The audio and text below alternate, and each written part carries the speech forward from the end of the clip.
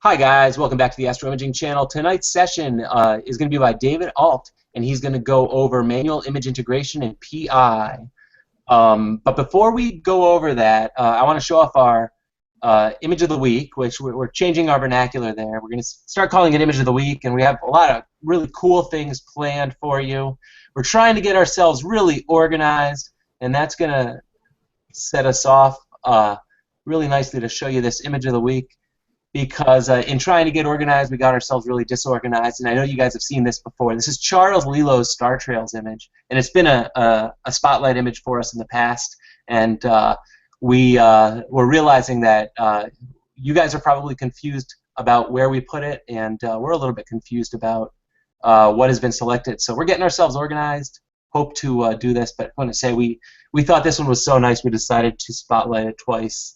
And Charles wasn't able to make it due to Mother's Day, but I think he was on last time to discuss it. So right now I'm actually, oops, lost my window.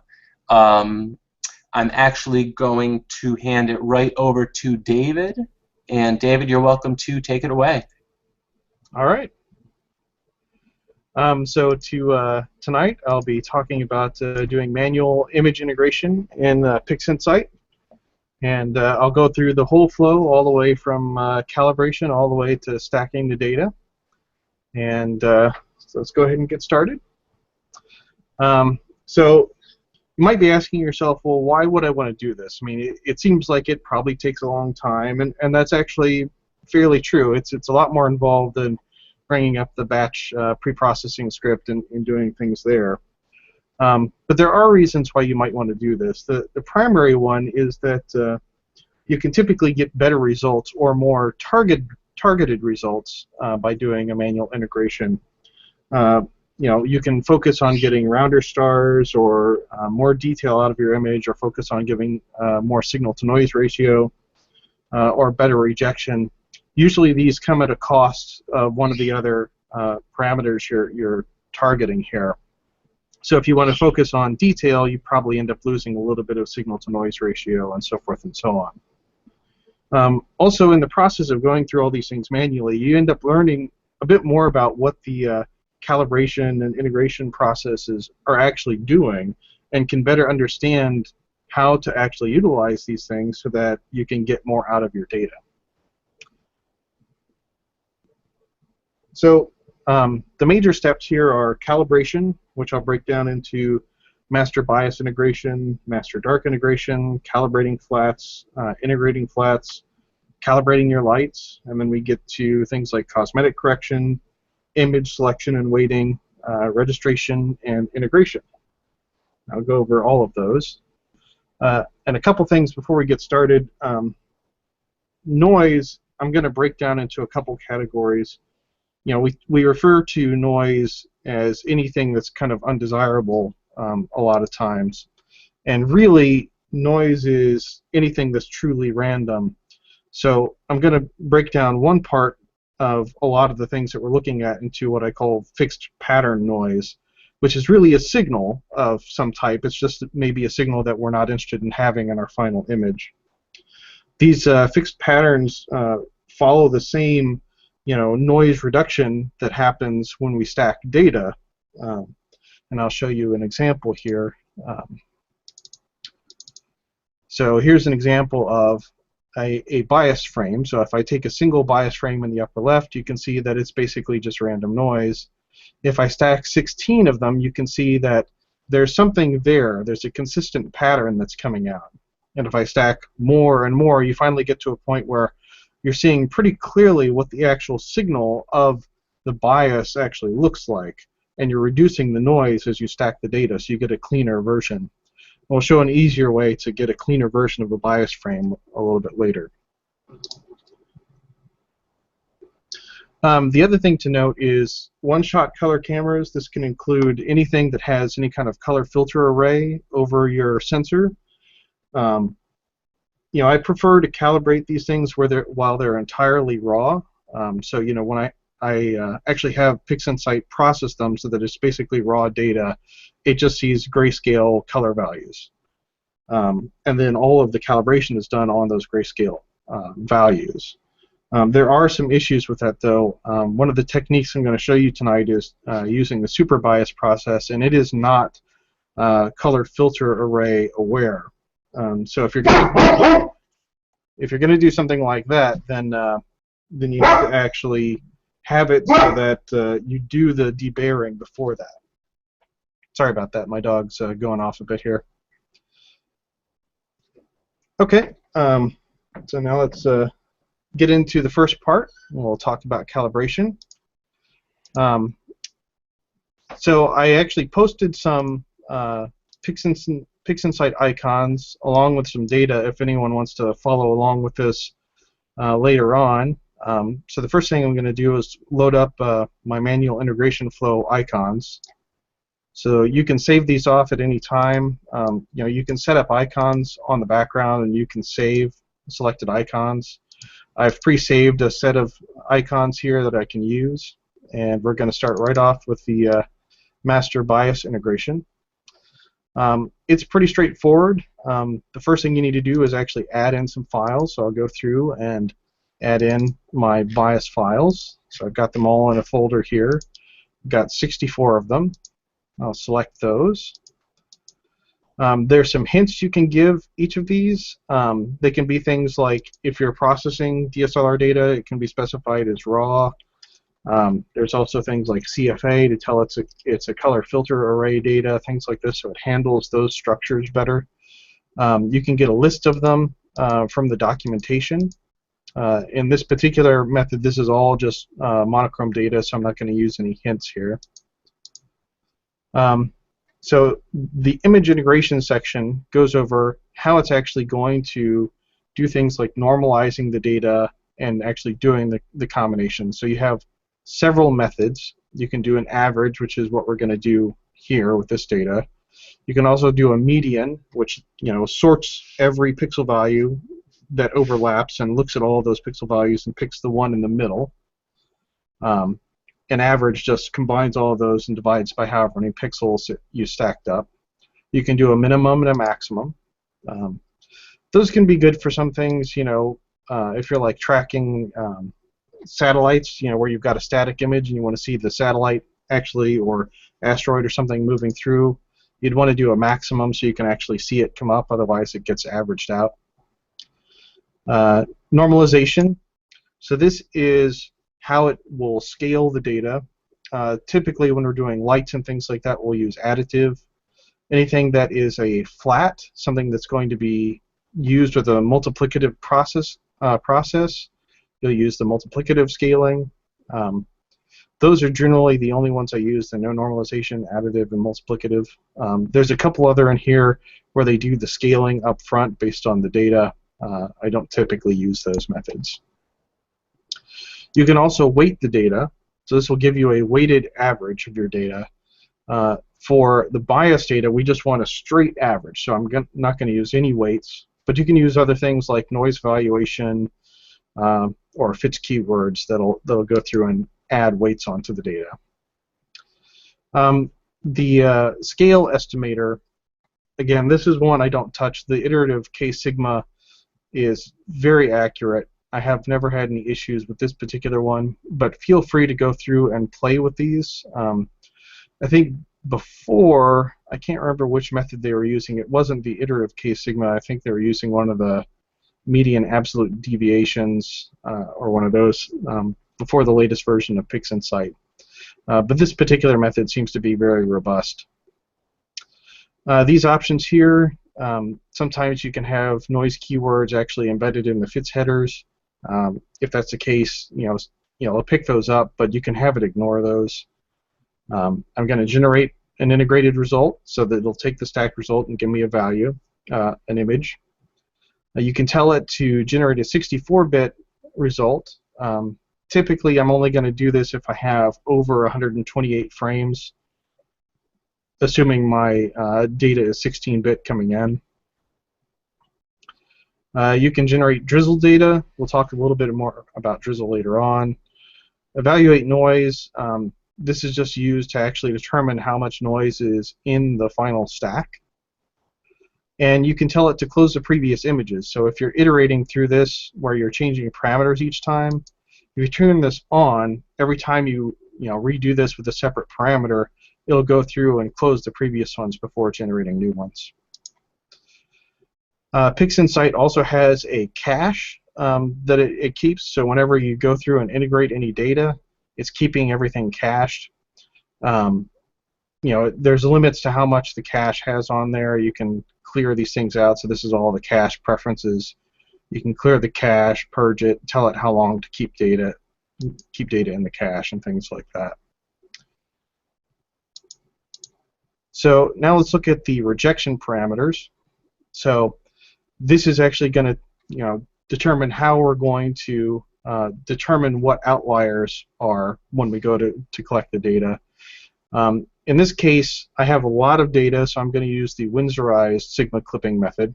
It seems to be one of the more accurate ones, along with a linear fit, provided you have a large enough data set. You can see some of the other ones here, like percentile clipping, iterative sigma clipping, averaged iterative sigma clipping, and min and max. Those are some of the other options on here.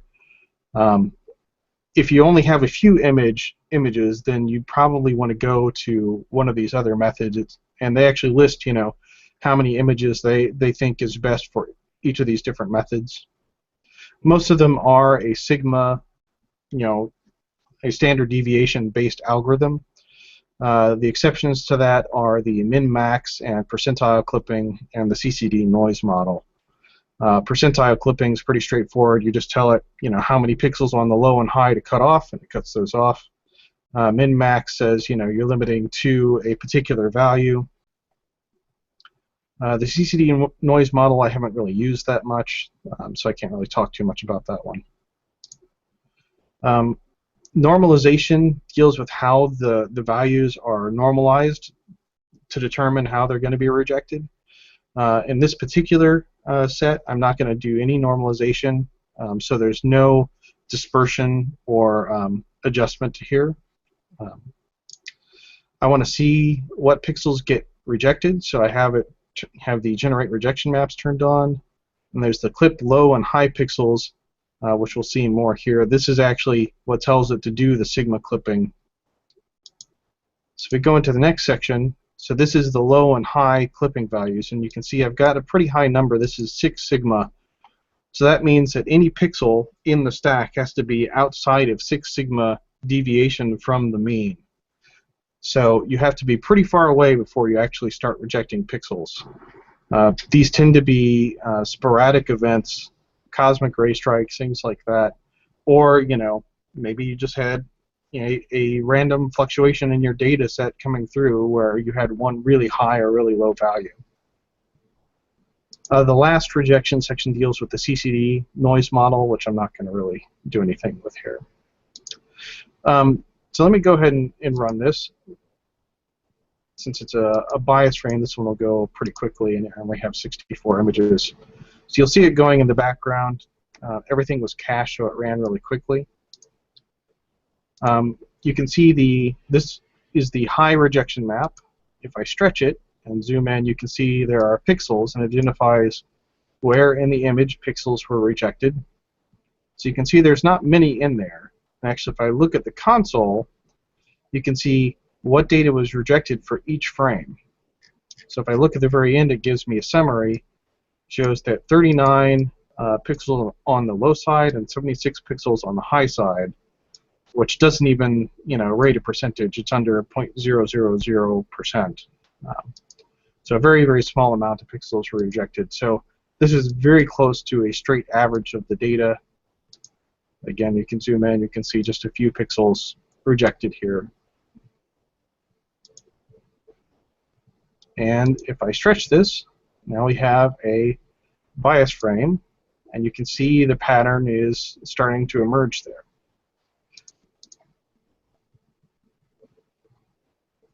So I'm going to do one other thing to this. I showed the image before with 4,096 bias frames. That's a lot of work to collect that much data and stack it up. But there's a technique for some cameras that we can use called super bias. This is a process that PixInsight supports. It really only works if your data is column or row oriented. In this case, you can see that my data is pretty column oriented. CMOS sensors tend to not be. Because of the way they're read out, you don't have a straight column pattern that's easily detectable. And so what I'm going to do here is I'm just going to take the settings as they are and run it on my bias frame. And now I have a new result. And you can see that this is much, much cleaner. If I zoom across, you can see the column patterns in there, and they show up a lot better. So you can see it's a much cleaner result. Now, my particular sensor, this doesn't work the best on. It comes pretty close, but there's a few things, like I have one column that is a little bit brighter here, but not across the entire frame. And so I've gone through and done a slightly different process where I run super bias, and I also run a convolution step that uses a very highly aspected value. If I actually change the aspect ratio a bit, you can see that it's very vertical. I'll drop this back down. So it's very, very thin and very long. You can see the box is 255 for the kernel.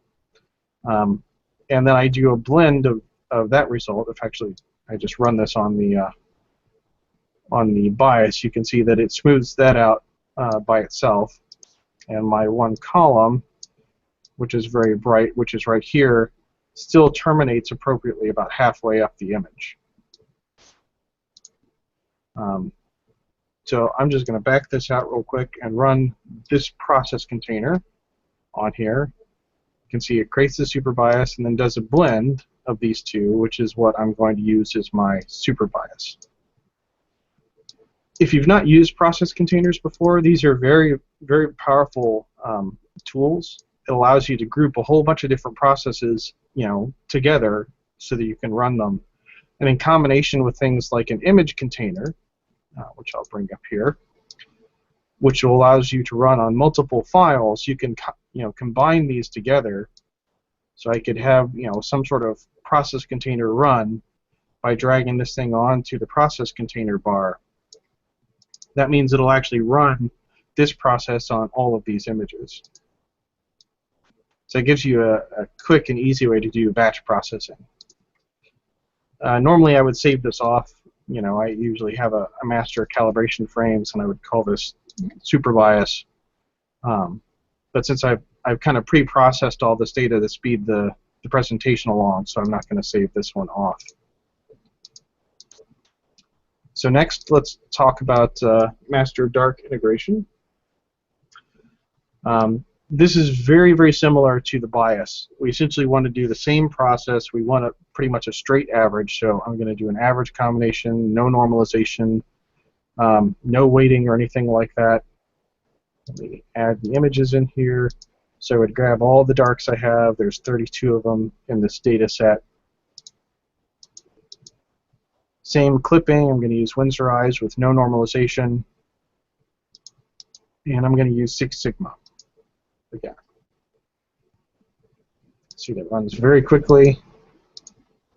Now, we can see some other data in the rejection maps now. These are almost certainly cosmic ray strikes, where a highly charged particle moved through the sensor, and you can see this data is rejected fairly easily.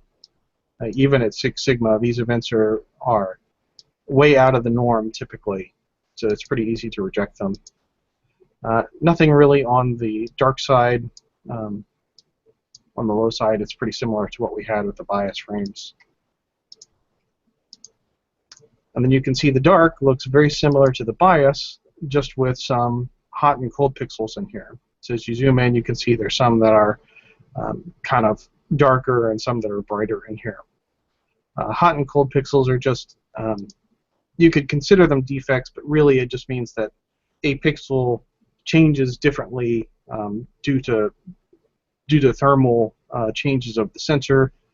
so the sensitivity is different across the sensor, by pixel. Some of these will build up charge much quicker than others, which is why we get these hot and cold pixels in here. There's also some, like this guy right in the middle. This pixel here is actually a stuck pixel on my sensor, so it's always a value of 65535. I actually have a process that I use similar to the super bias, where you can actually remove the, and I'll run it here. So I've called this frame dark, and you can kind of see what it's doing. The first part, this expression, actually is a process that I'm using to look for deviated pixels. So I'm looking for anything beyond a standard deviation. If it is, I throw it out. And then I actually do a difference. So I actually do a subtraction between this super dark, is what I call it, and the original to actually find which pixels are hot, and I leave that as this hot and cold. So you can see all these values are the hot and cold pixels. So I basically identified all of these, as well as cleaned up my dark frame. And then I have another secondary process that does a similar super bias, and then combines all this data to have a smooth version of the dark along with the hot and cold pixels. If I run this thing, so I have a new super bias frame based off of the dark. But if I look at this now, I actually have a very smooth dark frame, but you can see all the hot and cold pixels show up in here. So normally I would save this guy off as a super dark. It's under my master calibration frames. Again, I've already created this, so I won't do that here. I'll go ahead and close these guys. So the next thing we want to do is calibrate flats. Adam, are there any questions at this point before I go on? There haven't been any questions, but I do want to remind everyone out there, write in Q&A, type your questions in, and I'll call them right out to David. That's basically it. Okay. I'm going a bit fast. There is a lot of stuff to cover here, so slow me down if you need me to. All right, so the next thing is flat calibration. We need to calibrate the flats because the math involved in actually calibrating the lights with flats involves dividing the light frame by the flat frame. If there is any offset, any mathematical add or subtract to either of that data, then the division operation won't be made correctly. You actually need them to go from a 0 to value range in order to do the division properly. So we have to actually subtract the bias or a dark flat from the flats in order to calibrate them properly. My particular sensor has very low noise, so in general I just calibrate my flats with a bias. So the data I'm using tonight was taken over multiple nights, so you can see I have all these labeled by the date they were taken. And essentially what I do is I load up the flat frames from that evening, and I tell it, oh, well, here's my master bias frame. I'll use my super bias that I created. And you need to specify where the data is going to go. So in this case, I have data for each night because the camera is not necessarily in the same orientation each night. So I have flats for each night. So I have this one under the date, calibrated data. There's a few other things here. There's a postfix, what type of file it's going to be saved as, what kind of result you want, 32-bit float, or you could do 16-bit integer. If you want to add any pedestal, generally most of these things I leave default. Again, noise evaluation. This multi-resolution is a structure-based noise evaluation, and it'll encode the final image with the noise value. And then on error, you can continue or stop it at the error, whichever you prefer. Pedestals, I don't generally use them. None of the programs I have encode any kind of pedestal into the data, so I don't really mess with those a lot.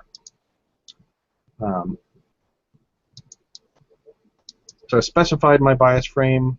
I'm not using a dark flat, so I'm not going to specify a master dark. And I'm calibrating my flats, so I'm not going to do any flat correction to them. So now that I have all those things set, I would hit the apply, and it would go through, and then we can see that under this directory, I have a whole bunch of flats in here, and you can see they're appended with the _C to say that they were calibrated. Now that we have calibrated flats, we need to stack them up. So let me bring up the calibrated flats here. And this is just like the other processes. It's for noise reduction so that you have less variance, less noise added to your image. You can't use the super bias methods with the flats, so you just have to do your best, take as many as you can based on your sensor, how long it takes to download them, that sort of thing. So I've loaded up my images here. Don't really need any hints for this one. Now here you can see some differences. I am doing an average, but I'm doing a multiplicative normalization because these are flats. They're going to be used through a multiplicative process when we calibrate the lights.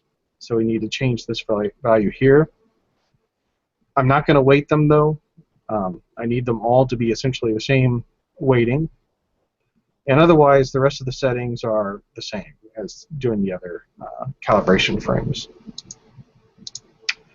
Another difference here, I'm going to continue to use the Winsorized Sigma clipping. I have 25 images in my set, so I have enough to do that pretty well. But you can see I have an Equalize Fluxes option for normalization. This is trying to equalize the peaks of a histogram. So, for example, if you're taking sky flats, the brightness is going to change a little bit as you take them, and you need to bring those all back in line so that they have the same, histogram response whenever these things are combined. So I'm using the Equalize Fluxes option here, and I'm going to use the same sigma rejection, but you'll notice that I have different sigma values. I'm using smaller values so that there's a little more rejection. These values are fairly common when you're doing a light frame stack of some sort, 4 and 3. Certainly play with them to see what kind of results you get out of it. These are working pretty well for this data set, so I'll leave those alone here. And I'll go ahead and run this. It shouldn't take long to do. These weren't cached up, so it took a little bit longer. But if I stretch this, you can see that more data was rejected in this. And in fact, if you look at the console, you can see a lot more pixels were thrown out. I was only 4 sigma on the low and 3 sigma on the high, so we had more rejection on the high side. But you can see it's still, under 1%. It wasn't that much. Similarly, you can see the data thrown out on the low side. And there's my flat. So I have that one stuck pixel in the middle. And you can see there's some very definite patterns in my image. I have this diagonal banding, which is, I'm not entirely sure what it's coming from. It's either from the cover glass over the CCD or it's on the CCD itself. I have some very definite dust shadows from probably these are somewhere on the filters. You can see these are somewhat concentric here. I've got 2 kind of overlapping. This is probably dust on both sides of the filter. And you can actually determine where these are at in the optical train. There's some math out there where you can see exactly how far these are away based off of the size of the pixels and what your focal length is. All right. So now let's look at actually calibrating our lights. David? Yeah. I just want to remind all the viewers that you shared your you shared a link to your processes in the comments of this event. So if you guys want to go in and download these, you can pretty much run through it just as you are. So if you're out there taking notes, you barely have to take notes. You can pretty much run through it as you go. I just want to remind some people now that there are more people in the room. Excellent. Okay. So now I'm going to load up my my light frame. So in this particular evening set of data, I had 10 lights. These are 15-minute H-alpha exposures.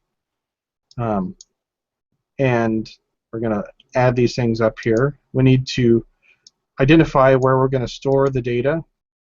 Because these are calibrated, once they're calibrated with the particular evening's, bias, dark, flats, whatever you're going to use from a particular evening, they can all be stored in one location. I typically encode my files with dates and, what scope or camera I was using, things like that, what filter and binning. That way they won't overlap whenever I store them in one location. I can have multiple nights of data stored in one folder. So I specify my folder here. Again, the same types of postfixes, extensions. This is all the same as doing the other calibration processes. Again, I don't need any pedestals or overscan for my data. So our master bias, I'm going to go through and find my super bias here.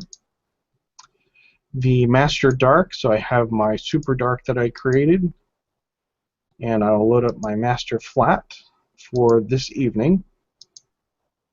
So this is all the 2014 06 07 data, which corresponds to my 2014 06 07 flat. You can see that because I calibrated my flats before stacking them, I don't need to turn the calibration option on. But my darks I do. The darks I did a straight average on. So I actually want to calibrate them, which is going to subtract the bias from it. And then I can do an optimize, which will scale the dark. So in this particular case, my camera doesn't have any kind of thermal regulation. And so what I've done is I've taken darks just inside the house, so it's somewhat warmer than it was outside when this data was taken. And it's going to scale that data based off of the noise profile, based on how the hot pixels and everything scale. So this is how PixInsight handles this. You can use darks from a library as well, so if you have a bunch of master darks that you've built in a library, you can do that. And pick exactly which one works for whatever exposure time you're using. But in this case, I'm going to scale my data. I know that I don't have a color filter array. You can have it detect, which is the default. In this case, I'm making sure by turning the ignore CFA option on.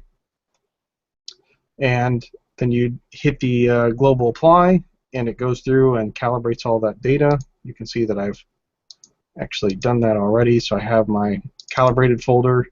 I have all of my data from multiple nights here, so there's my 10 from that one night, but I have all of the nights compiled into this one directory. So there's 76 files in here.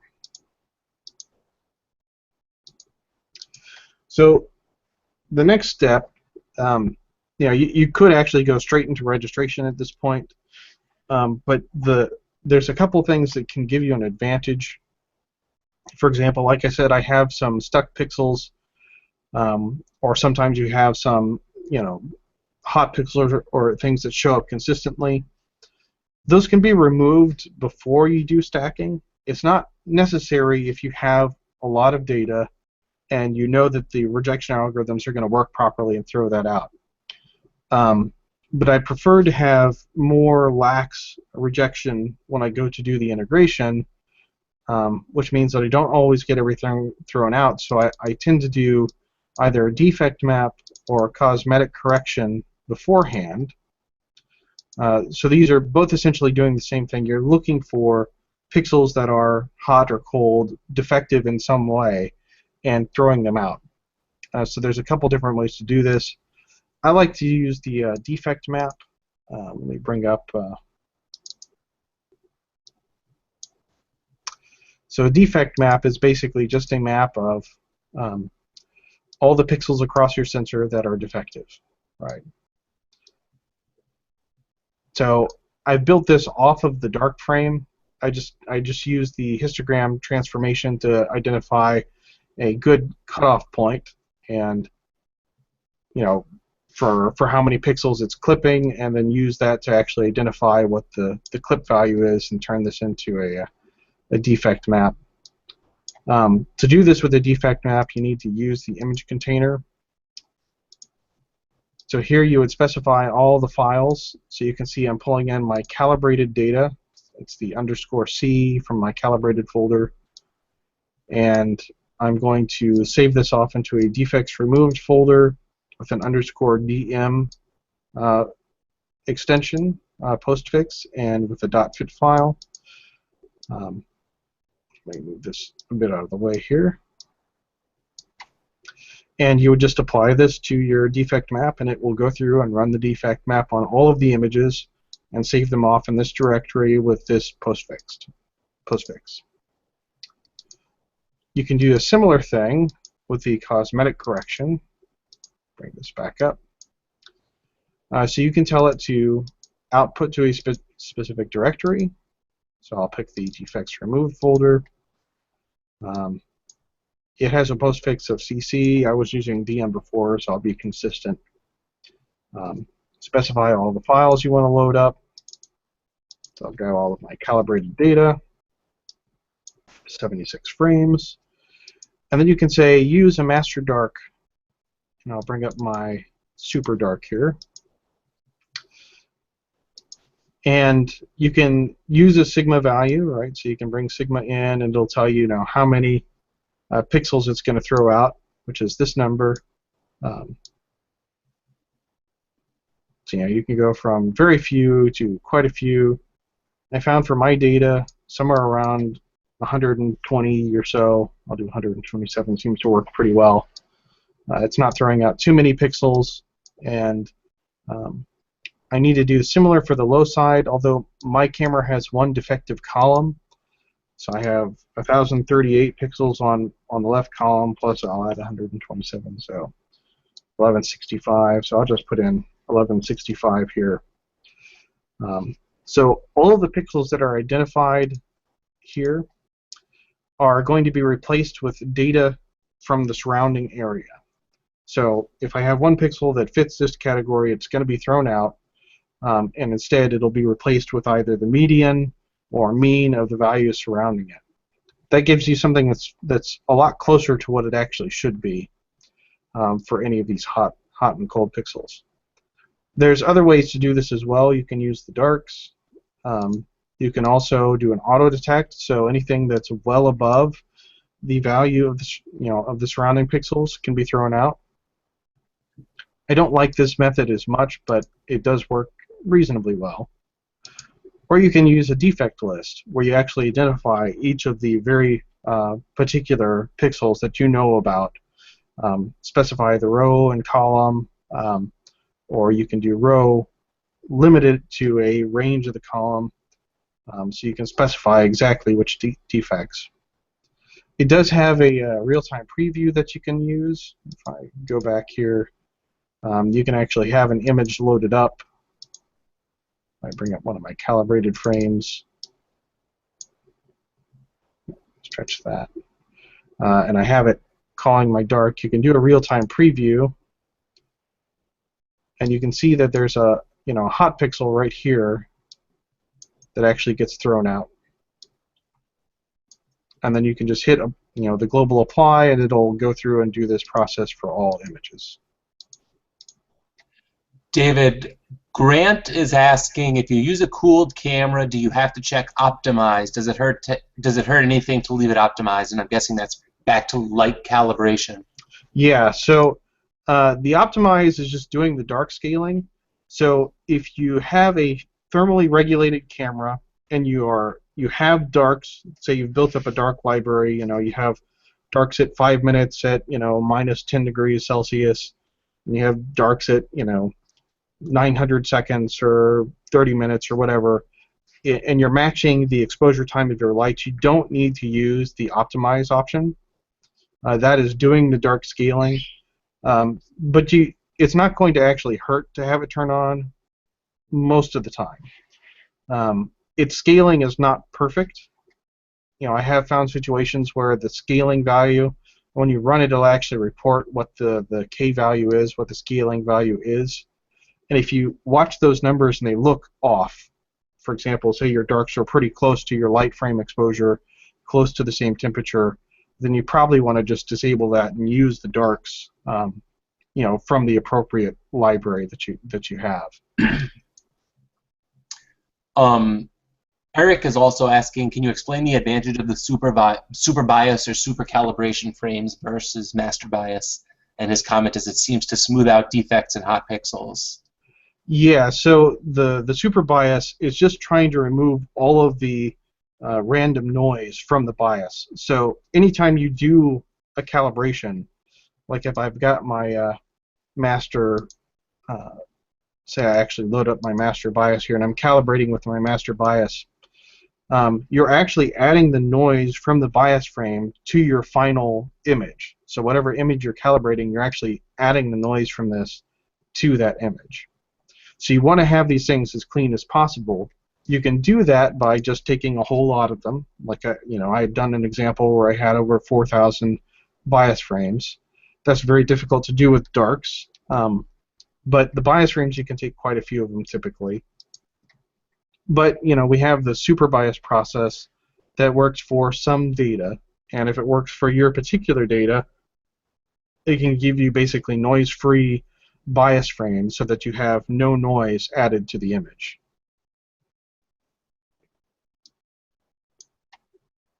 Any other questions?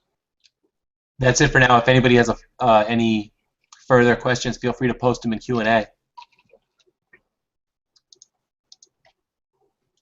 Okay.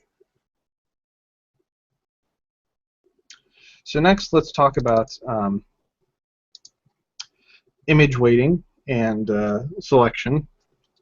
So I'm going to use the Subframe Selector script. This is actually just missed this real quick.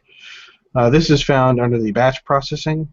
So there's the Subframe Selector. You can save some scripts off to the desktop as icons. So this will replay the script with whatever values you had in there. So this actually has all of my data loaded in and has kind of preloaded all of my parameters and everything, so it makes it a little bit easier. And what I'm going to do is I'm actually going to go ahead and run this. It'll take a little while to run, and I have some screen captures to show you of some of the settings, and we can talk about them there. So I'll let that run. All right. So let's look at how this is broken down. So the first one is obviously the files that you want to check, right? So this is, you're going to be looking at your data and trying to determine if any of it needs to be rejected, and if you want to change how the data is weighted whenever you go to stack it. So Subframe Selector needs to understand some information about your setup. So it needs to understand your image scale, what the gain of the camera is, what the resolution, this is the bit depth, right? It doesn't really need the site at local midnight. I just leave it at the default 24 hours. You can specify whether you want the results in pixels or or arc seconds, or data units or electrons. But this is all basically information about your setup. The next one, the star detection and fitting, this is identifying how you're going to look for your data. So this is very similar to the registration parameters you'd use for your data. I typically use 4 star detection layers. This is essentially using a wavelets algorithm to throw out larger structures so that you're only seeing smaller ones, which it will identify as stars.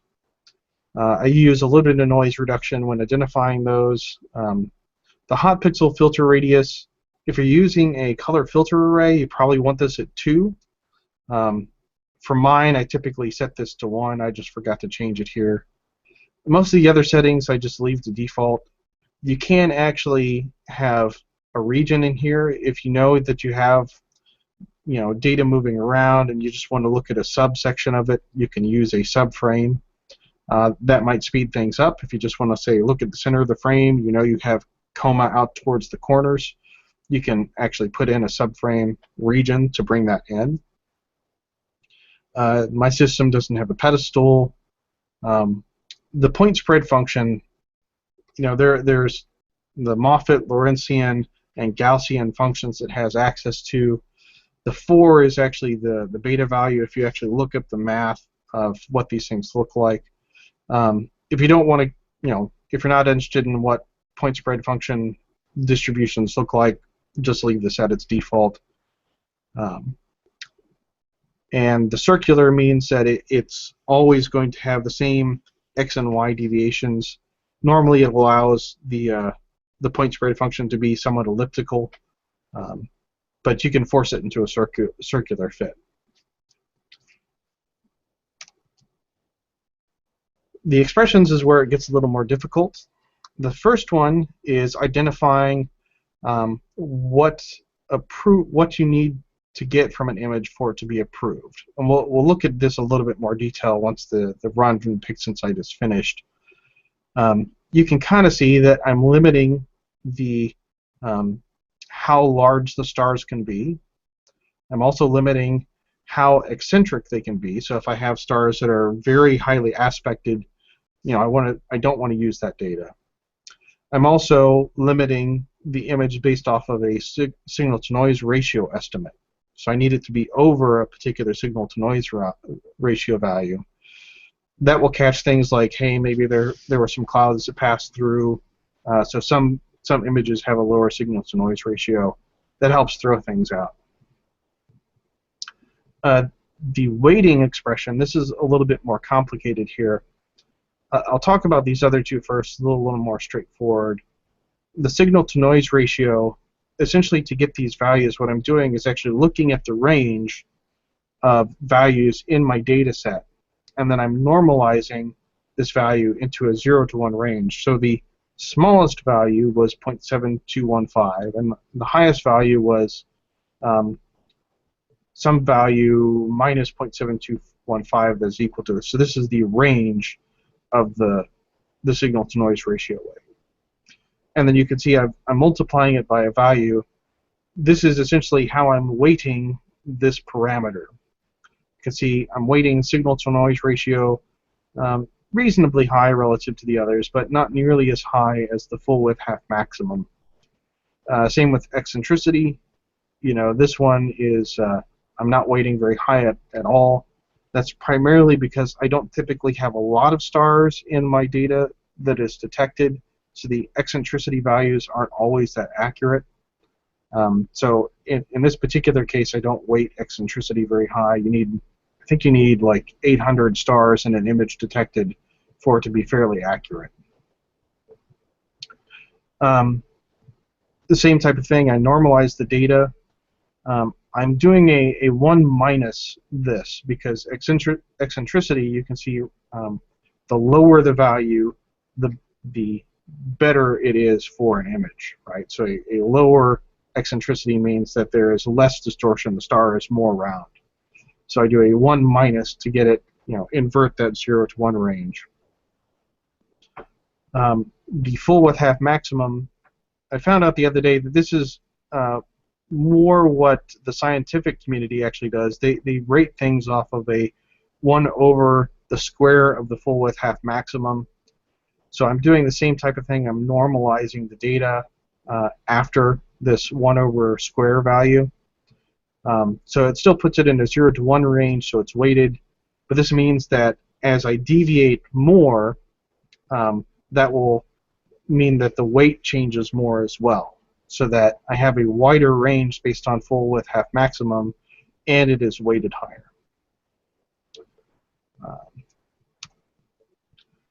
So once this is run, and we'll bring this up in a second, you can see that your table will be populated. It'll show you what the weights, full width half maximum, eccentricity, signal-to-noise ratio, and several other parameters have been calculated from this data.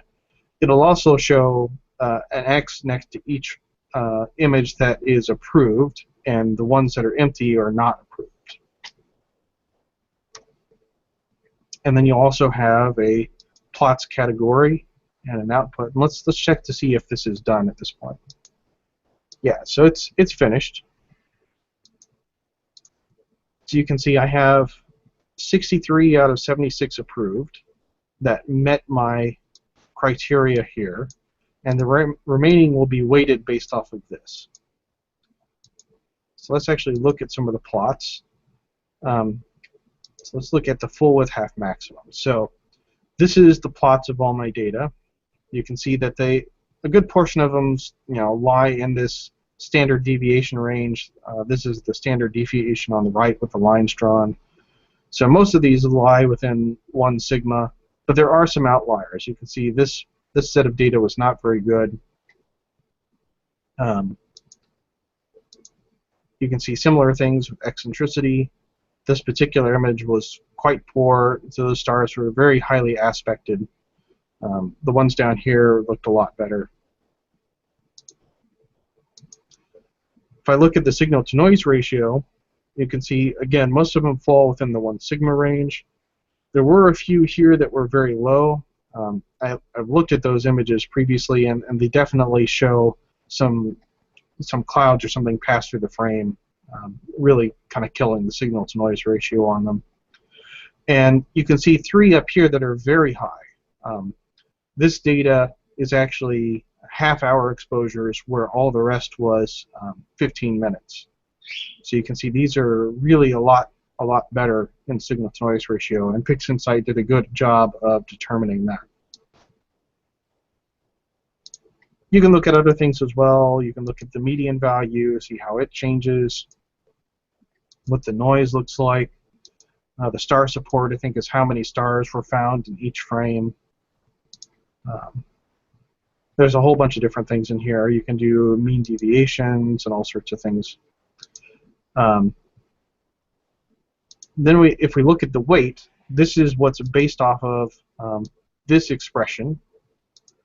So you can see some of these images are thrown out. So even though they may be within the the sigma range of my value here, I'm actually throwing a few out anyway, based off of the other criteria. The very last frame has the highest value here. You can actually see that the very last frame has a value of a weight of 93.25. And so by default, I typically use that one as my reference. I'll actually go through and inspect the frames manually after I do all this, just to be sure. And we'll go through that process in a second. But you can see that it's very high relative to all the others. Its signal-to-noise ratio is higher. Its stars were tighter, more compact, so it gets the highest score. So once you're done doing your analysis, you can actually copy the data off. So I'm telling it to copy, not move. You can do whatever you choose, really, for what data is approved. I've specified a directory to put that in. And I'm going to tell it to append an _A to the files saying that this data was approved. You can also copy or move your rejected files into another folder. Because I have them there already, I'm not going to really do anything with them. And you have a rejection postfix. You can save off a star map, which you can actually do, let's see. I think that's under here, under the output maps. All right. So that tells it where to output all the stars that were found. There's also, I forgot this one here, you can save off all the plots. It saves each of these off as a FITS file, so you can bring it up and reference it later on. This one is the key one. You can put whatever keyword you want in here. I'm calling this Subframe Selector weight. This is a file that will be added into the FITS header, and the weight value from this table will actually be encoded into this value. So this will be Subframe Selector weight equals some value in the FITS header. So once you've done all this, you can tell it output subframes, and it goes ahead and it'll copy all this data into this approved directory. For now, I'll just dismiss this. And the next thing is kind of a manual inspection. So I'm going to bring up the blink tool. Go ahead and clear everything out here. So I'll load up my data. So I have my approved directory. I'll load all that up. And to do a better comparison, I'm actually going to hit this button, which does a screen transfer function on each individual image rather than on just one image for all of them. And then you can just scroll through the data and see, what's going on. So you can see that already there are some images where they get a little fainter in here. And I've actually marked down which ones, I thought were not very good. So 607 frame 5 was not very good. 608, 6 through 8. So all those guys get rejected, and you can see why I decided to reject those guys. They're just not very good in signal-to-noise ratio. A cloud probably passed through at that point. So this is just a manual inspection. You look for whatever you want to in terms of the data. You can go through here and zoom in and compare everything. Look for eccentric stars or bloated stars. They come down to the bottom. There's some data in here where you can see my focus was slipping and wasn't being corrected. So these get larger and larger. So all of this data I ended up throwing out. But this is just a nice manual way you have to actually reject things. It does also do some other things. There are some options in here for making a movie out of it. So if you've used registered data, maybe you actually had an asteroid passing through the frame, you can use this to actually make a little movie out of it instead. You can also play a little frame here, and it'll step through all the approved data. In this case, our data isn't registered yet, so you can see all the little shifts and offsets from the dithering in my data. Okay, so at this point, I would normally say, okay, let's save my data off. So this will only save the approved data. And I have a separate approved for that. So now we've limited the data a little bit more again. At the end of that, my approved data, I think, so I started off with 76 frames. I got down to 67 with Subframe Selector. And after I did the blink, I got all the way down to 56. I rolled out several more that I didn't like at that point.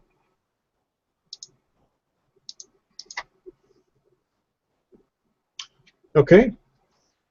Before I move on to registration, are there any questions about those two processes? I haven't seen any new questions. Okay. So let's look at registration. So registration is just lining up the data. It uses star centroids to determine where each frame has moved relative to the others. So you need some sort of reference frame. In this particular case, I'm going to pick up the best frame I have, which was the last frame in my data set. If you have a known distortion, like you're using a camera lens with heavy barrel distortion or something, you can actually create a distortion model. I've not really used this, so I don't know what the parameters are or anything, but you can correct distortion on the fly. There's another way to do this as well. If you're registering, you can actually create a star field, a synthetic star field. Excuse me. And you can turn on the 2D surface splines when it registers, and it will actually use a surface spline mapping to map your data to your reference image. So your reference image could actually be a corrected data file, and then this will map that on there appropriately. In my case, I'm not doing that. I'm using one for my data set. I have a very narrow field of view, so I don't need to do that. I do, however, want to turn on the distortion correction. This does kind of minor corrections across the field. So if you have some stars that are not lining up exactly due to atmospheric distortion, something that's on a smaller scale, this will bring these back in line. You can do however many iterations you need to actually get that. For my particular camera, I don't really see a lot of residual distortion in these, so I just set this to the max value, and just it usually only takes 1 or 2 iterations to get there anyway. Some data I've seen it take a lot more on though, so maybe you just want to limit this to 50 or something like that. The working mode is what we're going to actually do to our data, whether we're going to combine into a mosaic, make separate images for a mosaic, whether we're trying to just identify the structure that we're looking at, whether you just want to see what the detected stars look like, or what the star matches are. You can look at all these different things. To actually stack the data in a non-mosaic mode, though, we just want to use the Register Match Images option. You can see I have the drizzle option turned on.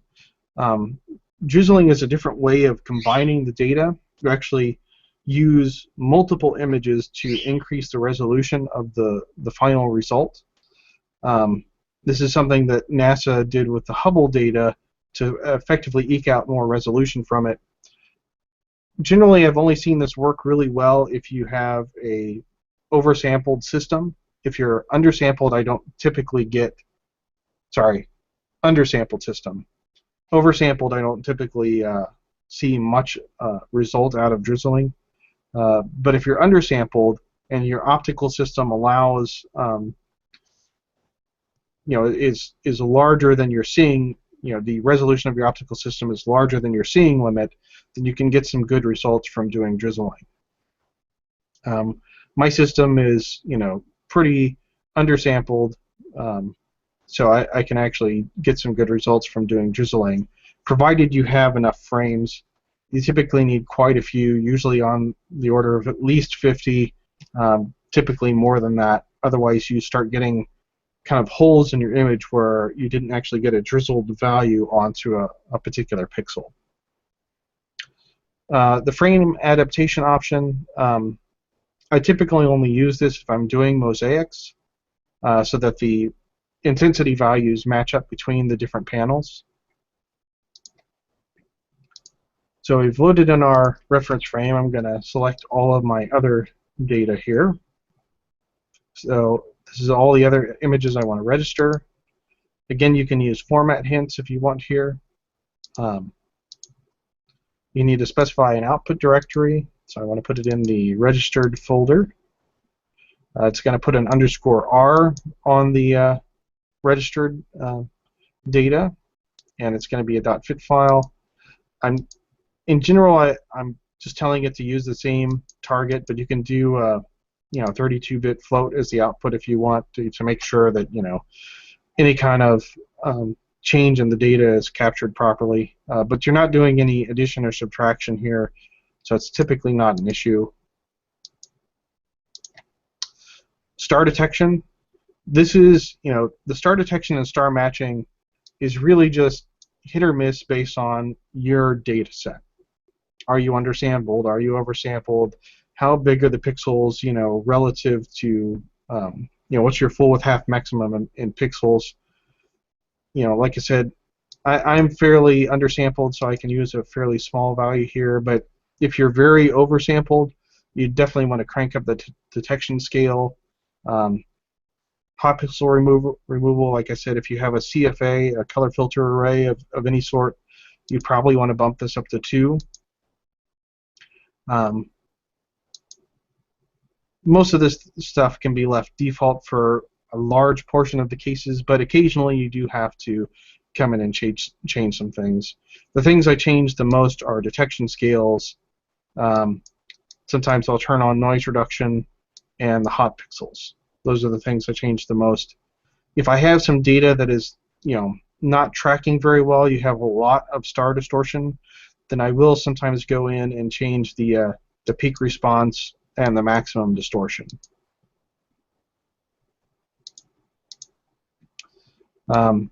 This has to deal with how the stars are matched up.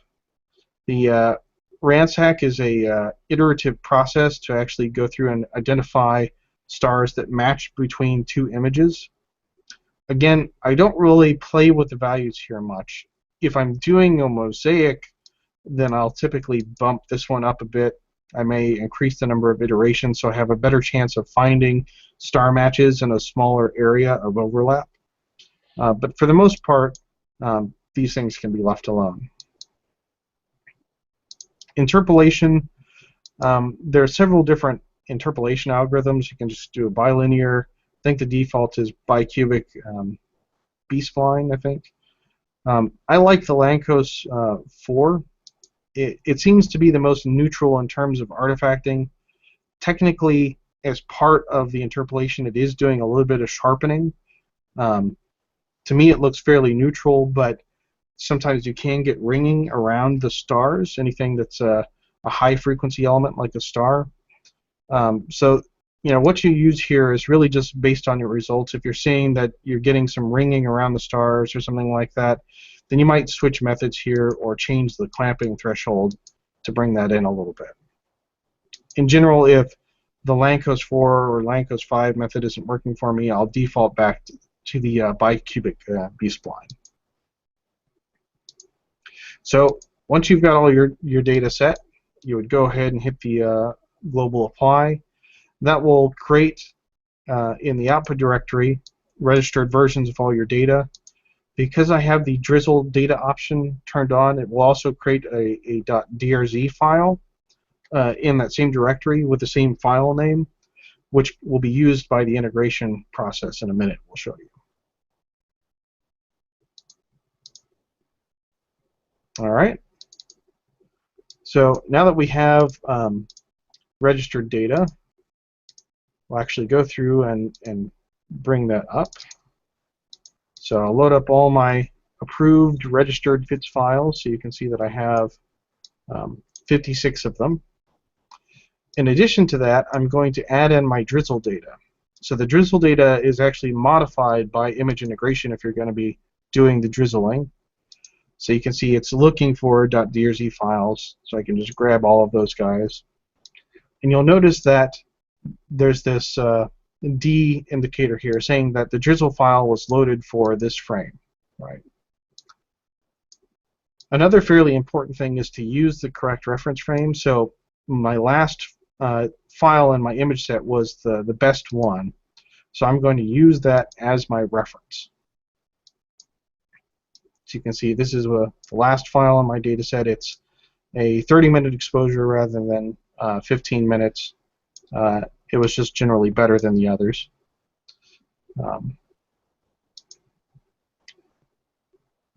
The rest of this is fairly similar to what we've done before. Going to use an average integration method. Because we are combining these things in an additive manner, I've set the normalization to additive. Instead of noise evaluation, I'm going to use a FITS keyword. And specify the keyword I used in Subframe Selector. So that will weight all my images when it goes to combine them based off of those weights rather than the noise evaluation method, which is the default. Going to generate an integrated image. I'm going to generate drizzle data, so this will update those drizzle files. Otherwise, the rest of that's very similar as before. When I get to rejection, in this particular data set, I found that the Winsorized worked best. I have had some data sets where the linear fit clipping worked a little bit better, but I got a little bit better results out of this one with the Winsorized. I do want to scale these. The scale plus zero offset puts these in a normalized range before rejecting, so that it better identifies what's truly an outlier. And I used a similar sigma and low and high value as I did with the flat frames. Again, play with these, see what kind of results you get. You can go through this multiple times, and like I said, you can turn on the close previous option, previous images option, and we'll actually run through this fairly quickly here. Oops. So I did something wrong. I think I put the frame selector weight instead of weights. Picking up all my correct data here. Yeah. So it reads in that weight and loads it up. And you can actually see the weight is specified here. It scales it into, I think, a 0 to 1 range. So we should see that the last few images, yeah, had a much higher weight than some of the other ones.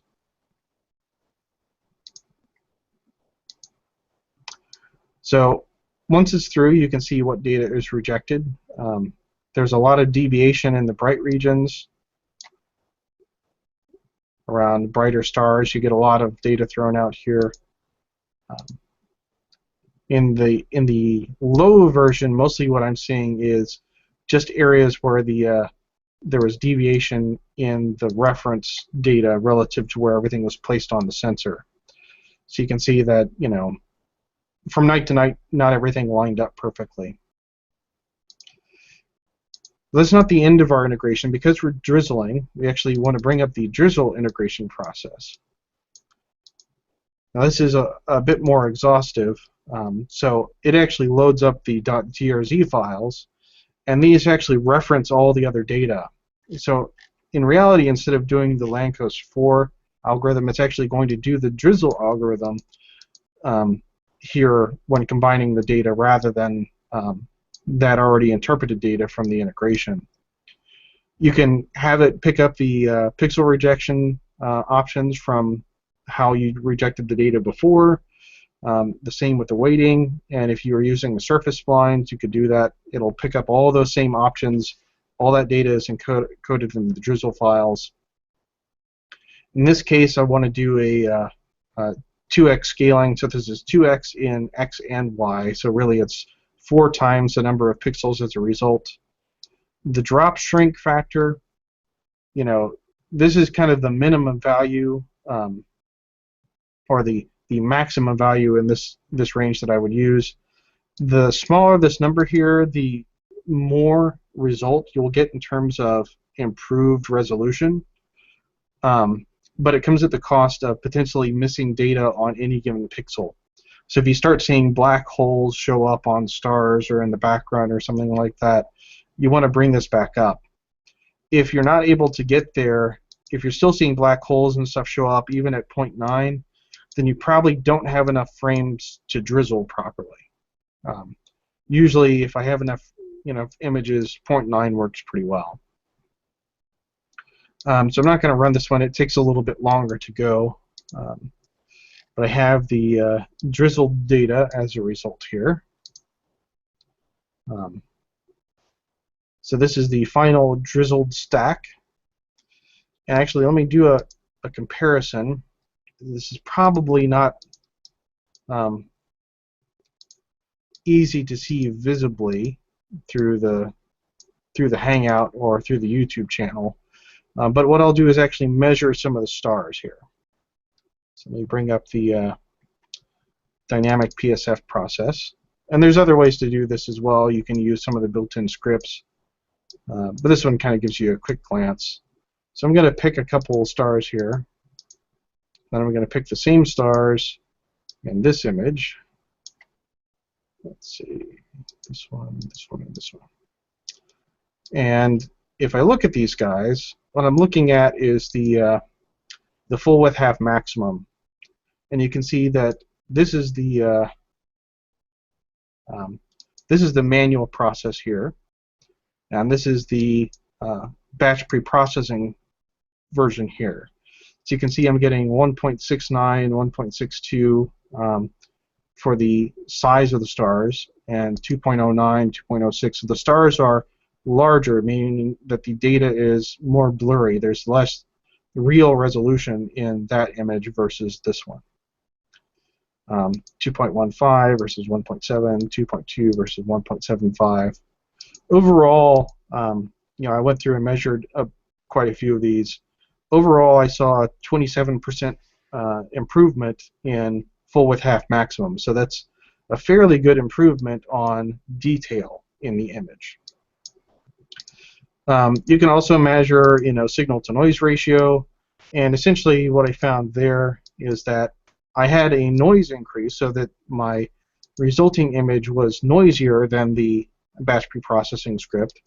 That's because it had more frames to work with. I rejected quite a few more, and used the internal noise evaluation when doing the integration, which targets signal to noise ratio over other factors.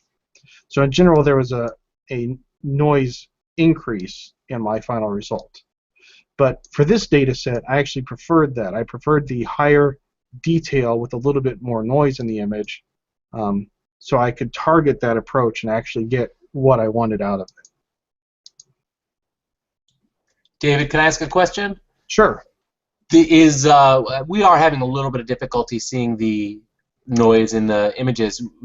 Just your opinion, how is it barely noticeable, the difference in noise, or is it a little bit more noticeable? It's a little more noticeable. Let's see if I can zoom in and it'll show it or not. It is visibly noticeable, so the 20% increase in noise is perceptible. Mm-hmm. But after I go through and process this, doing noise reduction and everything, I get about the same result in terms of the final noise in the image. Mm-hmm. So with noise reduction, I don't really see that much of a difference in effect for the final processed image. Gotcha. And the reason I ask is because the full width half max difference was very dramatic. Yeah, it was very good on this image. There was a sizable improvement. I think that's because several images were like I said, the focus went off, so they were very blurry. So all that data gets averaged in. So if you don't throw some of those things out or weight the data to balance all that stuff out, then you end up with more bloated stars than what you could have otherwise. So it's about the data you don't use, not so much the data you're using. Right. Yep. The more picky you are, the better results you can get. Okay. And Eric's asking, doesn't the script also weigh images? The batch preprocessing? Yes. Well, it does. It uses the internal noise evaluation, right? So it uses this option here. So it is weighting them. It's weighting them based off of PixInsight's noise estimation, right? So PixInsight's doing an effective signal-to-noise ratio, and then it weights them based off of how those compare throughout the entire stack. So there is a weighting going on. It is geared entirely towards signal-to-noise ratio, though. So you have no option of how that's modified.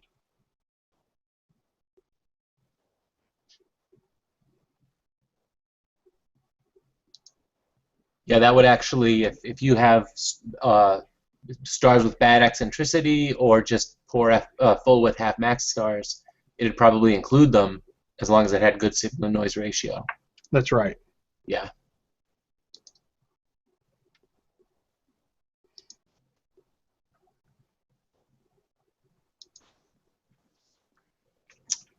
All right. Is that pretty much your presentation, David? Yeah, that's it. I do want to remind everyone again, he posted the all those process icons in a link below the event, and if you want to walk through the manual, that'll actually make walking through the process much easier, it seems, just having all that stuff there. But ask your questions now, or forever hold your peace, well, at least until next week. Next week, by the way, Brian Odom's going to be on to discuss his one-night Messier marathon. Or I don't know if it was one night or one weekend. It might have been one weekend. No, I think it was one night, but 2 telescopes maybe. But yeah, he imaged the entire Messier marathon in one night. Sorry. And thanks again, David, for a great presentation. I love your PI presentations. I think you may have to watch them over and over again to really let it all sink in, but you'll learn a lot. I'm glad if it helps anyone out. Definitely does. Definitely does. All right, guys. Well, I want to thank you all for coming again. Next week, Messier Marathon. And reminder, we're still our Image of the Week contest always going on. So if you guys want to post some images and help us out, just share what you have, and we'll do the rest. And we may post a new event. The Image of the Week contest always comes up as an event. That's why it drives us nuts. It asks you if you want to attend, and there's really nothing to attend. Remember that. So you don't have to say yes or no, I'm attending. But again, thanks to David, and thanks to everyone out there, and we will see you next week. Have a good night.